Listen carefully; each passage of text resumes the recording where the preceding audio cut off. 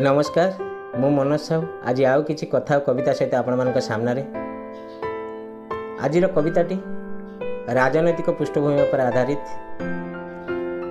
दुर्नीति विरुद्ध में मुह खोलिबा बा स्वर उठेबा आम समस्तंकर कर्तव्य। आज ओडिशार पुरपल्ली रे राजनैतिक वातावरण इलेक्शन माहौल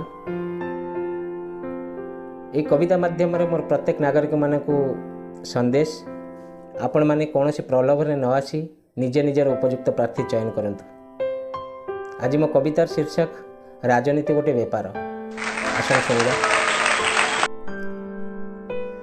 जनप्रतिनिधि होइबा आगरु इन्वेस्ट काई के एते, जनप्रतिनिधि होइबा आगरु इन्वेस्ट काई के एते, बिचरा जनता बुझी पारंतिनी प्रॉफिट ही एथिरे केते।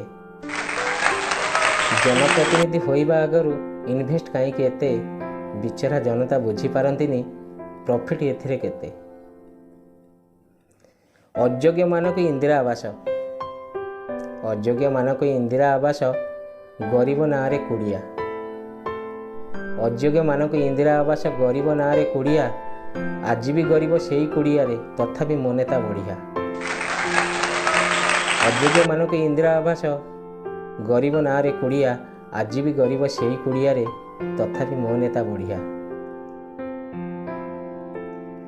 12,000 शौचालय जदि 10,000 रे पाइबा, 12,000 शौचालय जदि 10,000 रे पाइबा, राजनीतिटा को जनसेवा भावी बेपार क्या कहवा।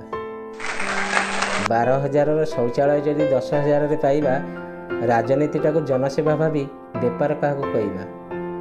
मो सरकार गरीब नारे योजना बांटुछि खाली, मो सरकार गरीब नारे योजना बांटुछि खाली, जना पड़े ना किए एठी धनी किए से गरीब बोली। मो सरकार गरीब नारे योजना बांटुछि खाली, जना पड़े ना किए एठी धनी किए से गरीब बोली। मद मांस खाई भोट बिकिले एमिति गरीब रहिबा, नेता मंत्री कर प्रलोभन रे केते जे भकुआ होइबा। राजनीति जदि जनसेवा हुए ताले बेपार क्या कहवा।